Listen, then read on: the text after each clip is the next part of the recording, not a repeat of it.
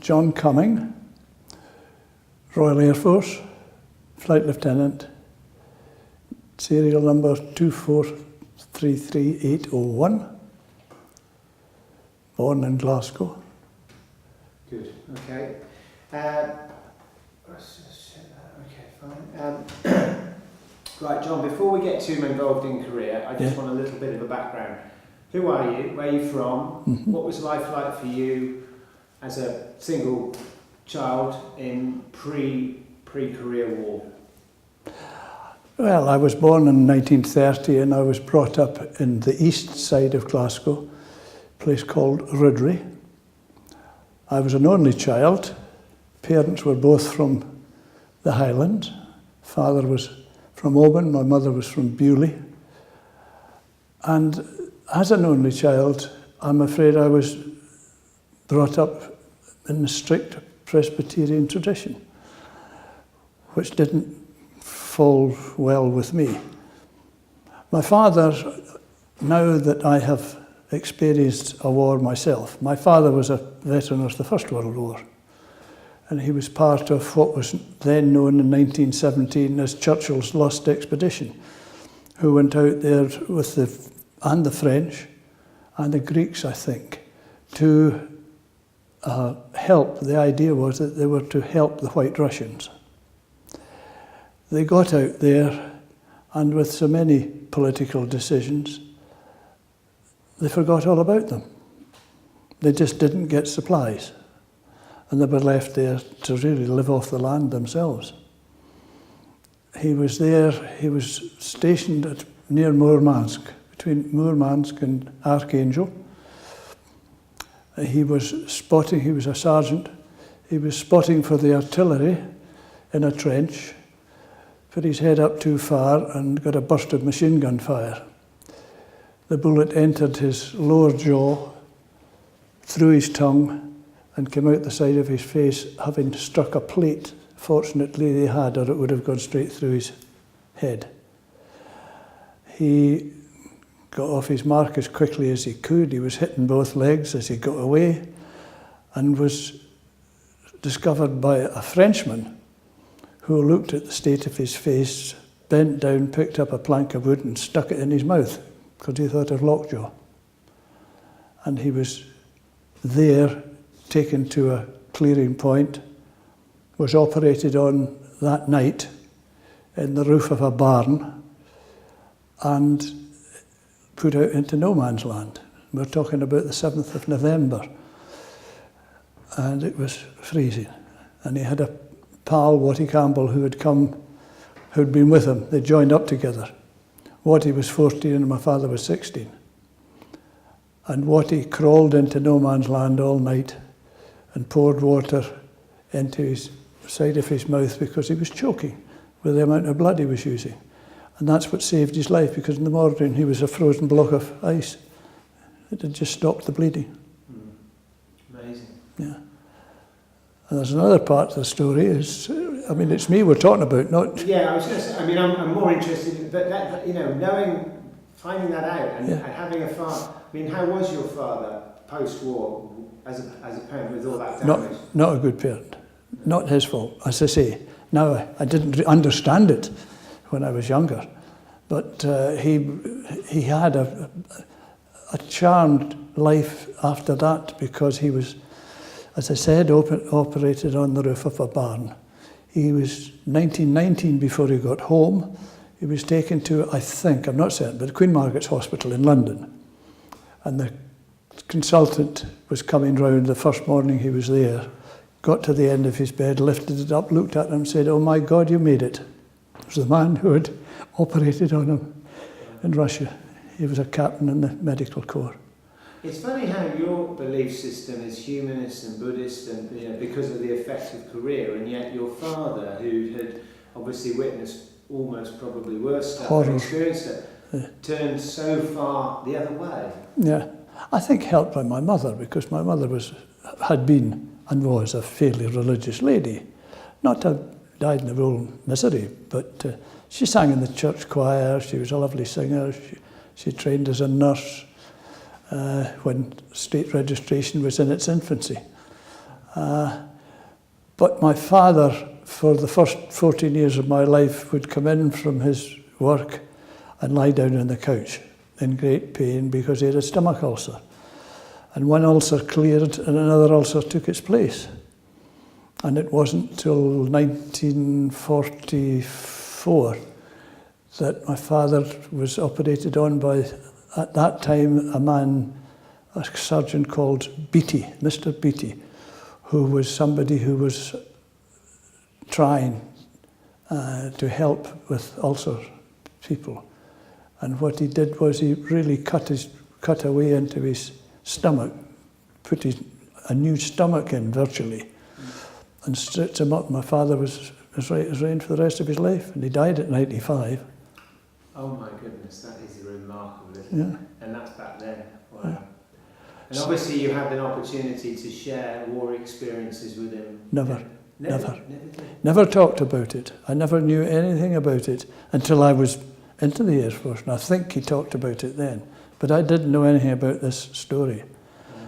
But because, and from his own family, he had 5 siblings, and my favourite was a sister of his, an aunt, my Aunt Annie, who was also she also was involved in this sort of services because her husband was a first officer in the merchant service. And she understood, because, I was kept there. And, I'd go and see Auntie Annie, the first thing she'd do is, I need you in the kitchen, John. Through I'd go and there'd be a glass of whiskey. Because I wasn't, they had this image, an image that my father would destroy it, didn't want anything to do with it. So, because of this, set of rules that he lived by himself,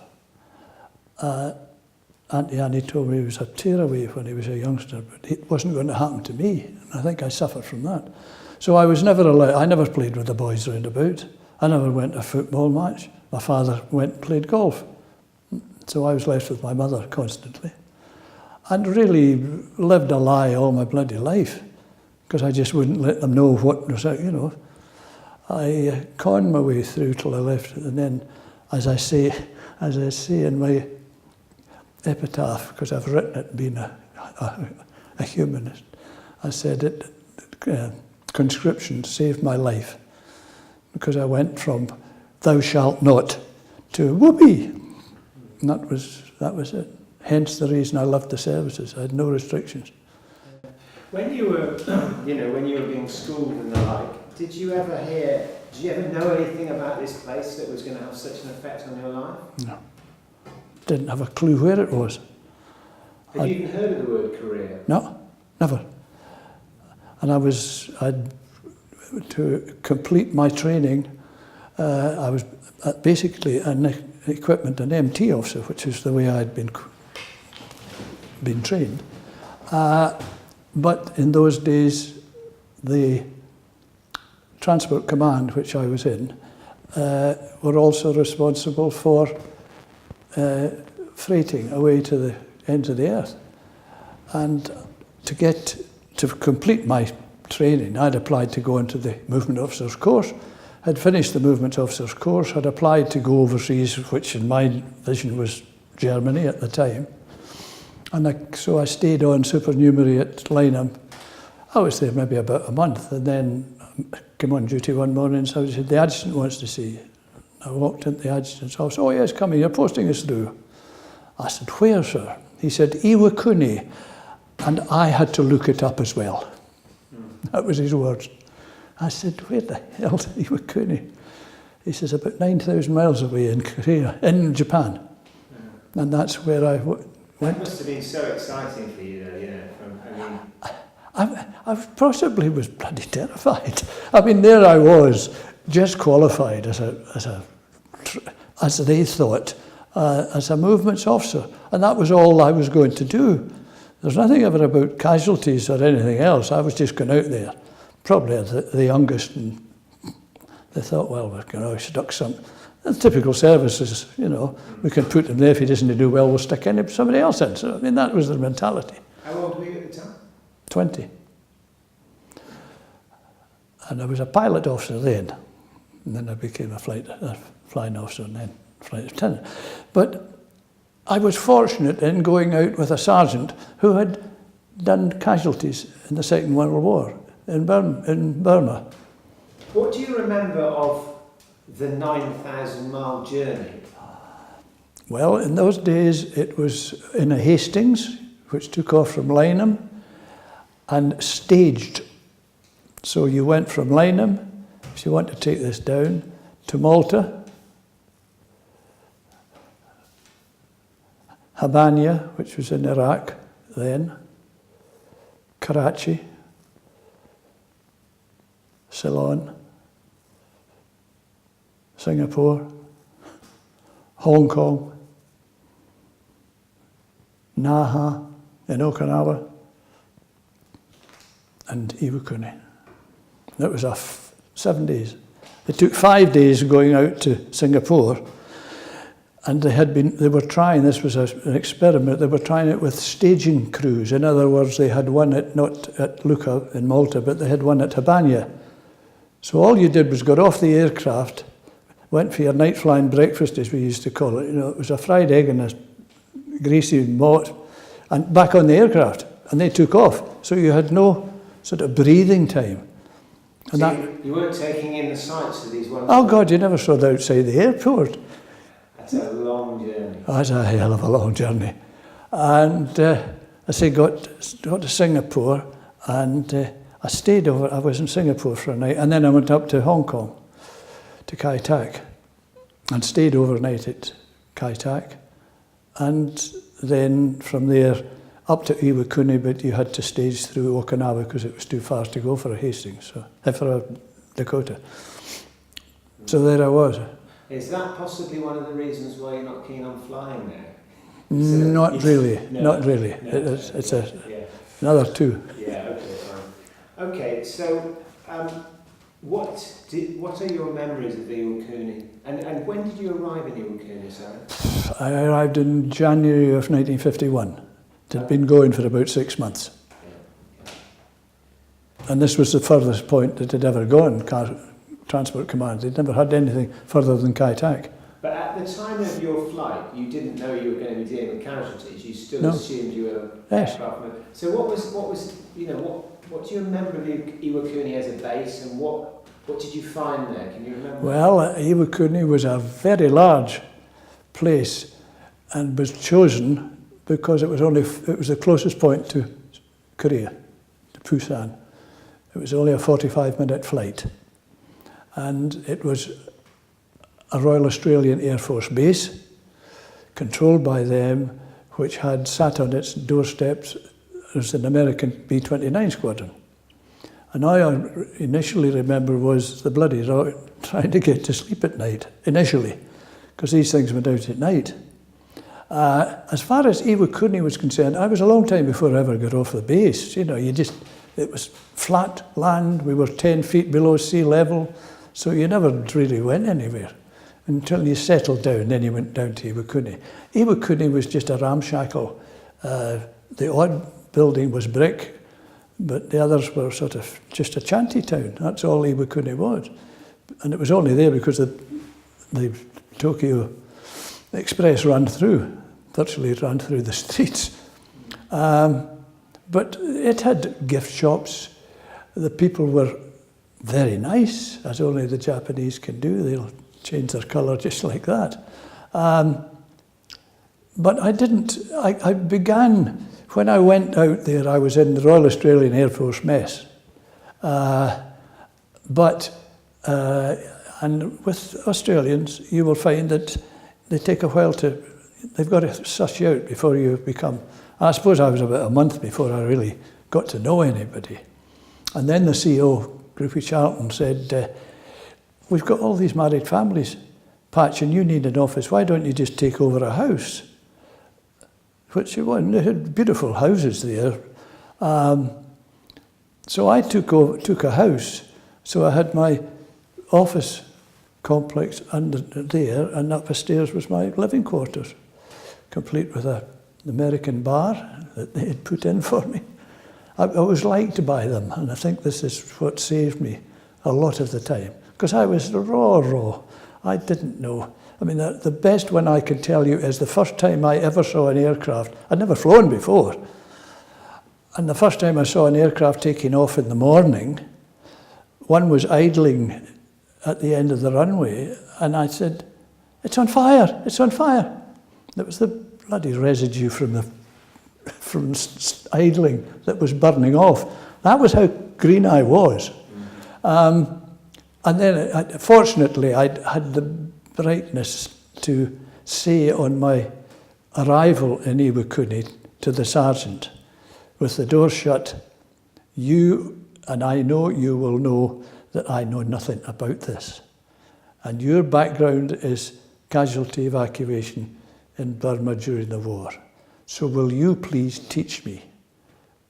You don't have to, it's not yes or no, sir, so you've got to teach me. And if you teach me, we'll get on all right." And he did. And he called me all the stupid bastards under the sun, many's a time, because I'd stand there. We had aircraft that went out at 4 a.m, so you were up at 2. And you had to get them all kitted out for going away. Not casualties, this was just ordinary training, or ordinary transport. And the last thing you put on was the in-flight meals, so-called, which was just a curled-up sandwich and a pie, but it was in a nice box. And I would arrive without it. "What have you forgotten?" That was the way I was trained. "I've forgotten them." I said, "Well, fucking hell, go and get them." That was it, "No, sir," etc. We'd wiped that out. If anybody else was there, it was all right. But between us, he was Stan and I was Jock, and that was it. And Stan was an Aussie, did you say? Or was he... No. He was a British Sergeant Stanning, I think his name was, and I think he was burst up from his wife, something like that. He was a sort of dour character. He didn't laugh a lot, but he was a good trainer. I mean, he accepted. I think probably thought a lot more of me because I wasn't going to be a jump up saying I knew better than you. So he trained me. And in terms of the movements, getting these planes together and getting stuff out, what type of stuff were you loading on board? What was being used for Korea at that point? Well, it wasn't. It was mostly being used in Japan. It was for either the Australians or ourselves, and it was general merchandise. I mean, it was the spare parts. If you needed anything, you put your list in, and it came up on the aircraft. How I got involved, because there was really nothing else that I had to do, was just see that they were loaded. But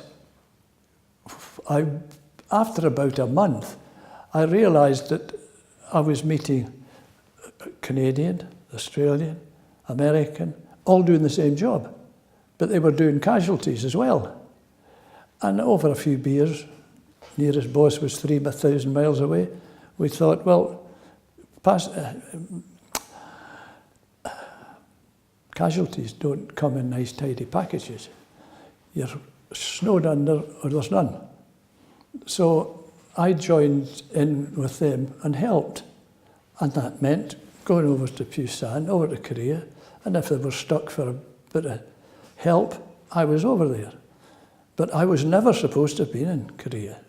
I don't know if the Air Force ever knew that nobody, I was always in Iwakuni when I knew somebody was coming up.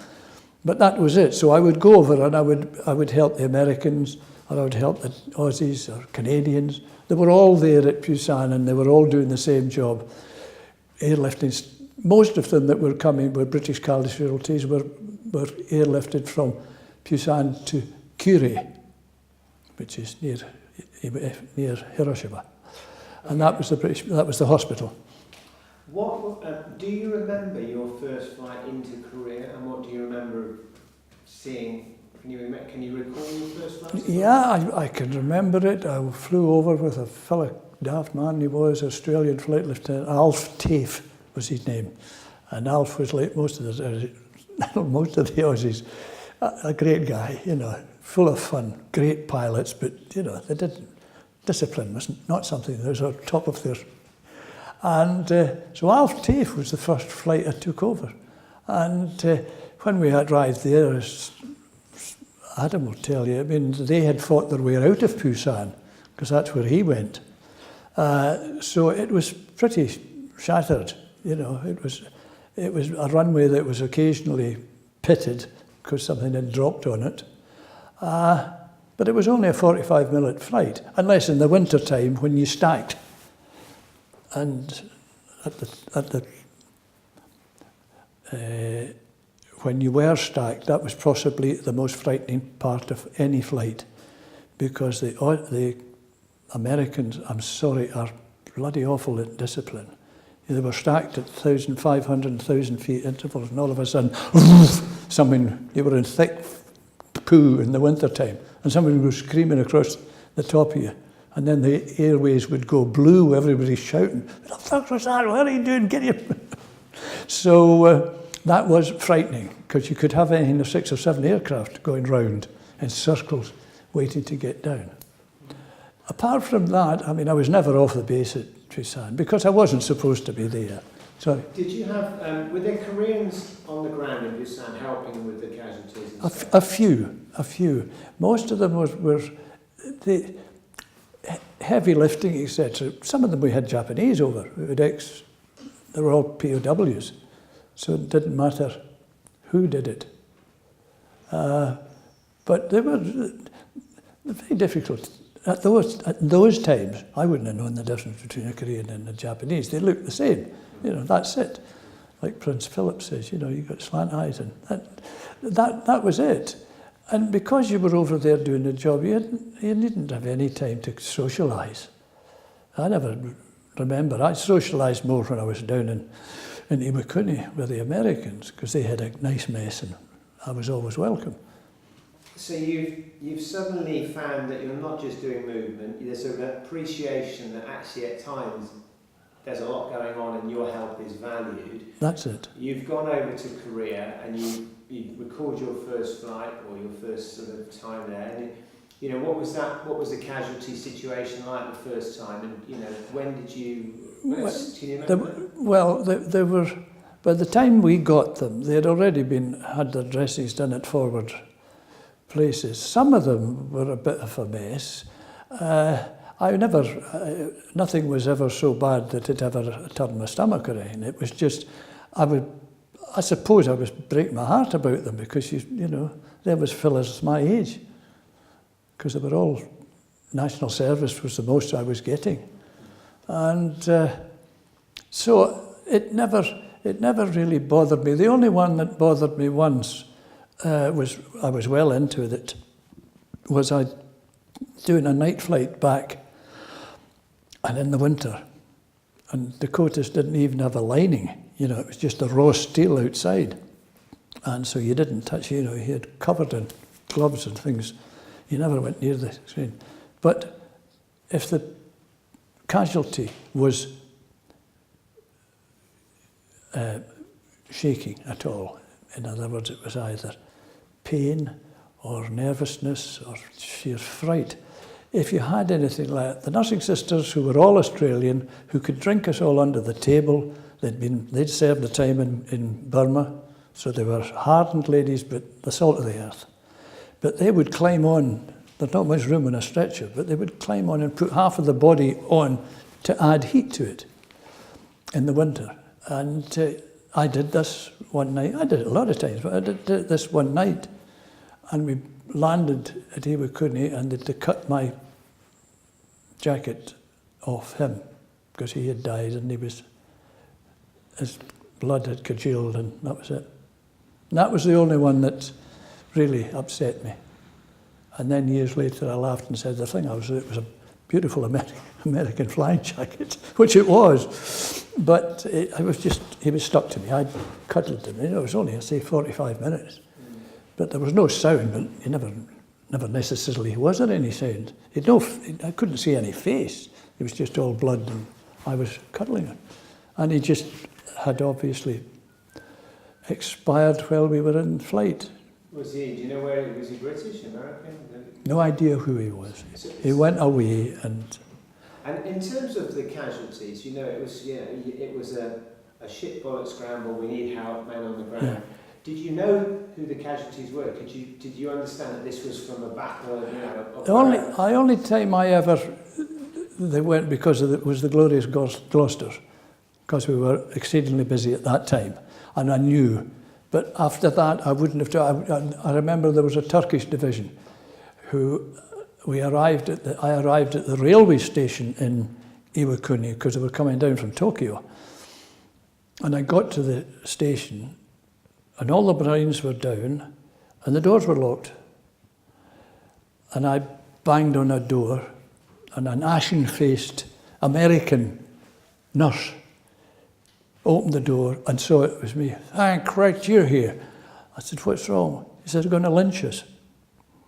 The Turks had had a hammering because the Yanks had pulled out and left them exposed. And they were murdered. They were in a terrible state.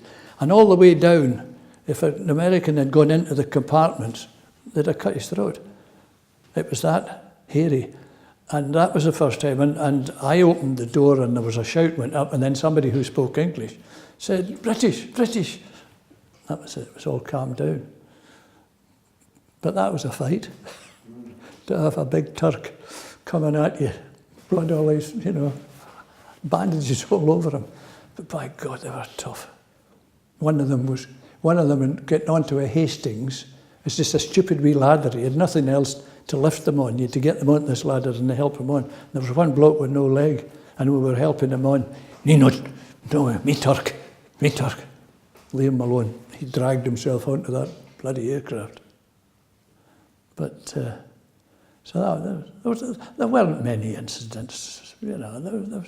It was a fairly steady. Because you were handling, you didn't know who. You didn't really know whoever they were. They were a casualty, and you had to shift them in the story. And then when do I finish? Because I want to get back to my own bed. Were you ever bringing bodies back? No, never. How it was dealt with was all done from Curie. Being the hospital. I think that was all, and then they would be flown home from there.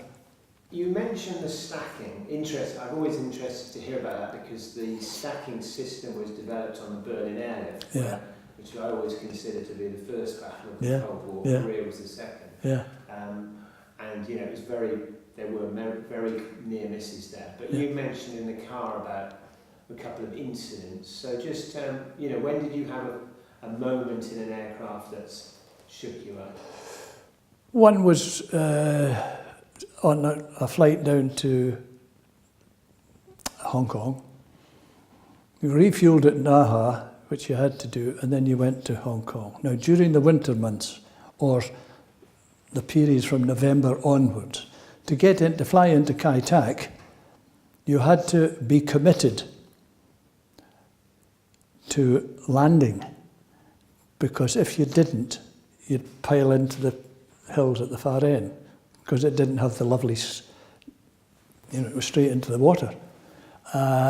And as you flew into Kai Tak, there was a hill, just like that, sloping down. Why they never blew it up, I'll never understand. But we had to do that to get round it. You could see the runway all right, but there was that sort of obstruction.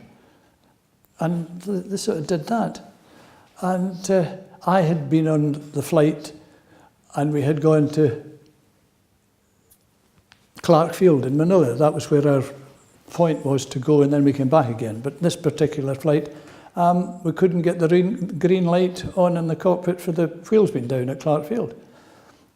So we flew around and we chucked stuff out and thinking, are we going to make it? Is this a waste of time? And fortunately, it didn't have any casualties on board. It had a few sitting up patients. So we did this for about 45 minutes, just kept going round and round and round, jettisoning as much as we could. And then he decided he was going to go in, whether or not the green light was on. And he was a cracking pilot, a Scot, who'd been busted that many times. You know, he was a flight sergeant by this time, but he was still a great aviator. So I don't know what his name, Mac was his name, but I don't know what his full name was. But anyway, Mac had decided to go in.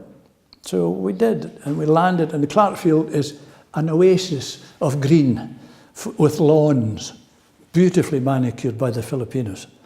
And I think there were either 2 or 3 runways that you could use. And the one we went for, it wasn't suitable to Mac, and he put it down in the grass, which pissed the Americans off terribly because of their beautiful lawns. But that aircraft was a Cat 1 repair. All that happened was he'd bent the props, greased it in. But my memories are all of, what the hell am I doing this for? That's as foremost in mind. So that was the scariest one. And did you ever, you mentioned there were 2 incidents. The other one was we had to go round 3 times, and that was unusual because casualty aircraft had priority when you were coming in. But we got 3 red lights to go round again. But nobody said, is there anything wrong? And eventually we got down, but we got down all very shaken because we'd had, as again, sort of 15 to half an hour or more trying to get in, and we had a load of casualties with it, and that was the other scary one. And in terms of the Dakota and the way it was configured, you hinted at it earlier. You know, it's a bare shell. You know, was the Dakota configured differently for flying in supplies vis-a-vis for casualties? Yeah, you could. And what would just describe the inside and what it was like? The inside was the sheet outside of the aircraft, and a fitting that went down the side, and there was 2, you could get 18 casualties, stretcher casualties onto a Dakota, and you just put them onto the shelf. There was just cleeks, you know, you put the wooden handles, you know, and round the narrow bit you put that. And that was all it was, and blankets. That was all there was. And keep your hand off the skin, because you'd take the skin off you. But they weren't, you know, they were basic. And where did you sit? Were you up at the I was usually down the toilet. That was about the only place you could go. You know, though, if you got a wee bit of a seat at the end, that's where you were. And if you wanted, you had to sort of walk up, staggering between bits and pieces and oxygen and all sorts. You had to walk down the midst of them. But were you wearing a mask? No, I think we'd used it once. Oh, that's another tale. A quickie.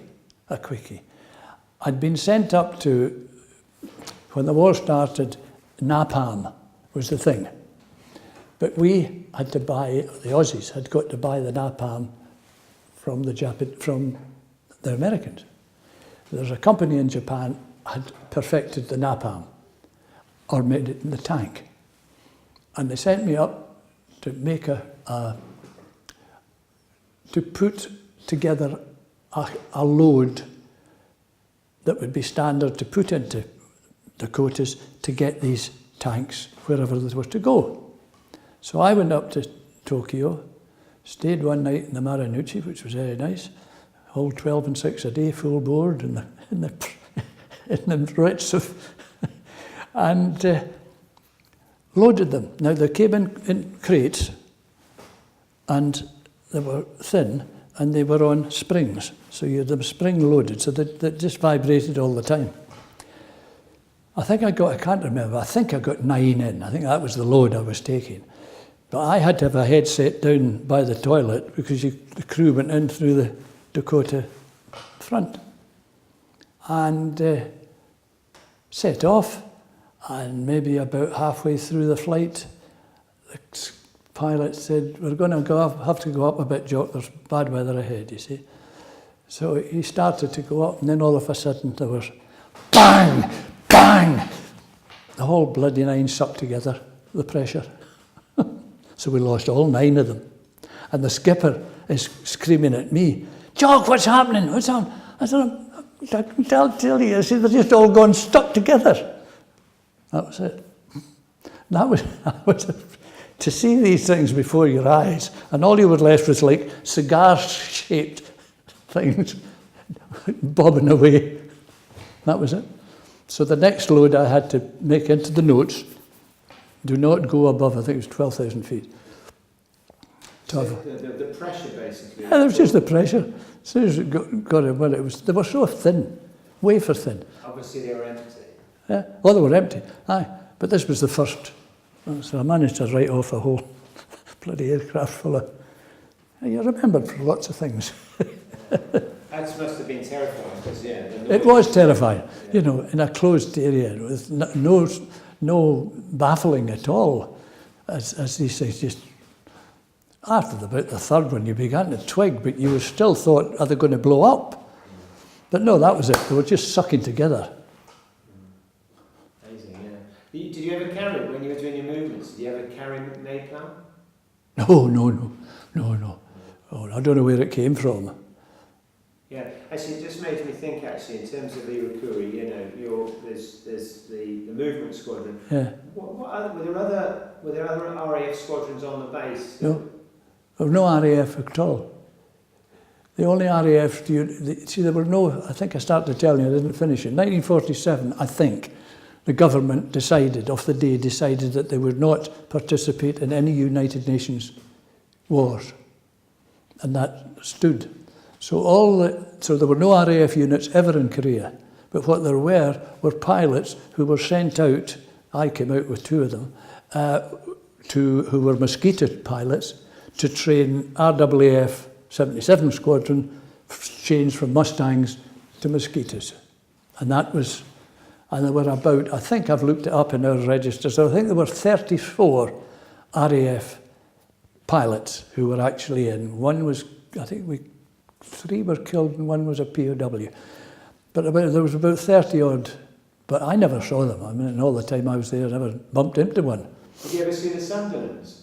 Oh, aye. The Sunderlands were in Hangover Square, which it was known, because I had my house on this side, and there were 2 houses on the far side of this circle that were, the crews came up. They changed every month.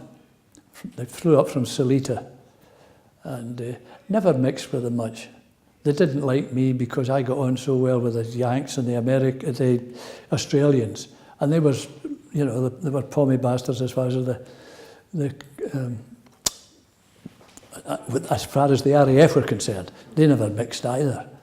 They were in their close little clique, and they were there for a month, and then they went away, and another lot came in. There were either 2 or 3 squadrons, but they were a toffee-nosed bunch, you know, as far as the Aussies. They were too, really. I was a Scot, that was a big difference for them, because that's what the CEO said to me before I left. Well, Joe, he says, there's only one thing wrong with you. You've got the wrong colour of blue. This was navy blue. You touched on it, but just tell me a bit about the clothing that you wore and how you did survive in those. Well, in the beginning, I actually had a checklist that I had written out of the order in which my clothes went on, to make sure. So I had, let me think, it was a string vest first, then a lightweight lamb's wool jumper. It was my own. I'd seen better days, but it was warm. On top of that was another layer of string vest type thing, and on top of that was if you were wearing a shirt or you were wearing another pullover up the neck, you know, polo necks. Thereafter, I had a variety of coats. The best one was not the American flying one that I lost, but it was a Canadian one, big parka. And the great thing about them was they had buttons on them about that size, and there was lots of them, sleeves and all, and they were actually combat rations. So you could actually put them in hot water and you had a bowl of soup. Wow. So that was the one I loved, you know, and I could get it, you know, the Canadians were a bit, yes, certainly you can have one. A bottle of whiskey, you can have anything, you know, so, but that was it, and a hat. Now, the balaclava was the only thing that really would keep you warm. So you had a balaclava on, and if you wanted, you put your beret on. I had a hat. I didn't have I had that beret. It's the original, but and that was it. And gloves, of course. You had a couple of layers of gloves on. You just know, and they were through the loops, so then you never lost them. They were hanging on the end of it, and you had to put them on. And the temptation was to touch something and you forget. You just didn't do it another time, because you really, literally did just stick there, and you lost the skin. Bitter. Yeah. So. Did it affect the aircraft at all? No, I don't know. I never. I mean, we flew in it. I don't think so. I think the flight was so short. 45 minutes wasn't really an awful long time, and they would be well warmed up before they took off. But I never heard of any. Probably one or two would have succumbed, but I never had any trouble that way. Okay. What about journalists? Did you ever meet any journalists? No. Okay. Never moved any journalists? Never. No. Okay. No. All right. Well, I've got some other stuff, but downtime. Whiskey seems to feature every other sentence. Yes. Well, talk actually. about Ensa. Did you ever get any? Did Iwakuri have any entertainment? No. The only entertainment I ever had, and I accompanied him on the piano, was Larry Adler with a one-hand bass, because he was playing sitting beside me. And that was the only one I ever met. Was Larry Adler. Lovely guy. Yeah. And you playing piano? I could play, but I mean, it was only a bass line I was playing, and while he did his. So that was the only one I ever saw. There were people who did. I think Mammy had been out before I got there. He was earlier. But because we were where we were, and that's all we were, just a big unit, we didn't get. I mean, they had them up in Tokyo, and they had them. The Americans had them elsewhere, but we never saw anybody. No. One of the benefits of where you were was that there were Aussie women, and there were women around. Well, the only women were the American nurses, the Australian nurses. Yeah, but could you befriend them? I mean, you'd be friendly with them. Oh yes, they were great, but no messing with them. I mean, I was a wee boy of 20. These were women of 40, 45. So you were looked after by them. They were great mothering, and they were marvellous with the casualties. And they would go out in any sort of weather, trample through mud, anything. They were wonderful women, and they were all Australian. What about Tokyo? Did you ever get to Tokyo? Yes. Yes. And It was a 3-day drunk. Sorry, you got 3 days R&R, rest and recuperation, known locally as rape and resuscitation. and you went to the Marunouchi Hotel, which was, it's still there, but it was the sort of Ritz of Tokyo. It was a beautiful hotel with an American bar. First time I'd ever been in an American bar where you had air conditioning. Didn't know what air conditioning was. But it was 12 and 6 a day, full board. And it just was a drunk from beginning to end. You met a bunch of blokes who you'd never seen them before, and you became lifelong friends in 3 days. And you weren't allowed to go into any clubs that were owned as Japanese. We managed to do it, but that's not to say we were supposed to. We were always breaking the law if you did that. And the big thing about Tokyo was the PX, because it was just something else. Here I was, a Scot, Glaswegian, having lived in the land of Teacher's Highland Cream, and I'd never seen a bottle. He went to Tokyo PX, and it was there by the shelf at 7 and 6 a bottle. Didn't make being too total save you money at all. I used to be a rum drinker in those days, and it cost me more in Coke than it did in rum, because you could only get bottles of Coke, which were 10 cents, but I could get a bottle for 7 and 6, and if I took 6, I got £35. So that was it. And the medical officer who said, Jock, if you don't stop drinking Coke, you'll come out in a heat rash. How long were you there before you needed to come out? Were you there to the end of the war?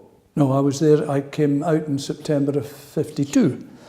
You had a sort of 18 months stint. It took 2 signals from Singapore to get me out, but eventually I had to give in because I enjoyed it, every minute of it. For all that it was just something I'd never known. As I say, I went away a wee boy of 20 and come back an old man of 23. I mean, that was how life had opened up to me. And what was it like leaving the base? Was there a party? Did anyone say cheerio, or did you just go, see you later? See you later. I came out on a Friday. Yes, was it a Friday? Yes, it was a Friday. And they had an officers' club, beautiful one. Down on you went over a jetty out to this officers' club, lovely place. You know, a lobster that size for about 2 and 6. You know, and but they had a crap room where the Americans who were paid every week, so they had a crap night, and Friday night was crap night. And I'd always gone to the crap nights and, you know, said 20 quid's my limit, and if I lose it, I'd just come out. Most of the times I was coming out. But this particular night, I was the medical officer who was with us, can't remember his name, David Hill. David Hill was a squad leader, but he was a medical officer. And he invited me down with his sidekick to the club for a night, because I'd sent all my money, I'd transferred it down to Hong Kong. And so we had a nice meal, and then all of a sudden I'm hearing from away in the distance in the corner from the crap room. And I said to David, just lend me a £5 just to get in this before I go. Sure. So you'll have to wait till I get it back. So I went in, and I came out of there about 3 o'clock in the morning with £134. I had bet against the dice. I don't know why, but I'd bet against them all night, and they were borrowing money off each other to try and break this run. So we flew down in the Dakota, which had nobody else on board but me and a couple of blokes. And we had managed to have a mag drop on the Dakota while we were there. So we had 2 whizzo nights at the American base. Blew the bloody lot, but there we are, that was it. Come easy, go. Wow, £135 back then. No, it was a lot of money. That was a new car. Oh, aye, yes. But as I say, that was your life. You were young, you had you'd survived what you'd survived, so what the hell? Yeah. And we always ask, but, so this, you've done your bit, you've represented the country, you've seen the travails of war. Yes. You come back to the United Kingdom to a hero's welcome, or what do you remember of coming home? Looking for a job. That was it. Because I'd come home to a British unit as equipment officer at a ramshackle place called McMurray outside of Edinburgh, between Edinburgh and Haddington. And it was just an old unit. It had been built in 1943, and nobody had ever done anything with it. And it was the only thing was there were 3 radar units by this time. One at North Berwick, there was 3. And we were the what did they call it, domestic site for the 3. So we had crews would change. So we ran the bus company, ran our buses to them. Drone was, anyway, so that's what I did as equipment officer. And then during that time was the awful decision that I had to make, because I was coming out, because this was 54, 55. And that was it. So, I mean, I didn't do a hell of a lot. I ended up down at Old Sarum, which was the nicest mess I'd ever lived in, because it was built in 1938, before the war, where the RAF built 4 beautiful buildings to elevate the RAF, because it was always Army, Navy and Air Force. So they decided they were going to give the RAF decent quarters. So we had this beautiful oak-panelled mess, which was serviced the School of Land Air Warfare, where we had senior officers from all the NATO countries on a fortnightly basis. So the menu, you had a menu for breakfast. Something, and there were 4 officers lived in. That was us. So it was a lovely job. Anybody want to go to to Holland? You had to fly out because they were doing the mail run, diplomatic mail, and flying out to pick up these blokes and bring them and take them back to their own. So you could go anywhere you liked at the weekend, because every 2 weeks there was flights going out. It got to the stage where, no, I don't, it's too much, no, I can't be bothered. Yeah, right. And what about career and stuff, and the recognition of career, and that when you came out and Nobody knew about it. Nobody knew about it. It was the forgotten war. They said to you, where do you go? Where were your career? Oh, I heard about it in the papers. No concept of what was out there at all. Except when we got Speakman, and that was it. But well, yeah, you mentioned Speakman. We were going to just. So what? Tell me about any other interesting moments when you were. Well, he was sent down. I got a signal at Iwakuni to say that the VC, Private Speakman, was coming through, and would I see him on onward transport to the UK. So I sent him on a Dakota, I think it was. But anyway, he arrived, and I don't know if you know, but first thing is, VCs, whoever they are, you salute. It's one of the... they're looked after rather well. So I told the CEO and the wing commander that he was coming, and would they want to come out and meet him? Oh, yes. Oh, sorry. Would they wish to come and meet him? And they said, oh yes, Jock, you arrange it. So they came down, they were standing outside the aircraft. I went on, and there wasn't a soul in the aircraft. There was freight, and then way up, just behind the pilot's cabin, there was one seat, and Speakman was sitting in it. And I saluted and said, I'm here to see you, and the CEO and the wing commander are here to meet you. Do I have to see them? I said, well, if they want to me. I says, I'm fed up to my fucking back teeth. I've had nothing but paraded, shown off all around Tokyo, all around, typically Speakman. I said, well, no. I said, I have a good relationship with them. I will tell them that you just don't want to have the fuss, and I'm sure they'll just go. So I left the aircraft, went out, told Groupie Charlton and Keith Hennick, and said, I'm starting forward again. I just told them apologies, and they understood the way they went. So we had a hotel, a fairly rudimentary hotel at Iwakuni. But he didn't want to go to the hotel. And I said, well, you can come and bunk at my place, it's all right. I had 3 or 4 rooms. And I think we killed a bottle of whiskey that night, and I poured them on the aircraft in the morning, and that was the last I saw Speakman. So it wasn't terribly enlightening. It was a right ugug. Nothing heroic about him. And he said himself, I was just terrified. I was throwing anything I could get my hands on. That was his. He always denied it was bottles. He said, can you imagine me throwing away a bottle? I said, they might have been empty. I know much. So that was Speakman. Yeah, good.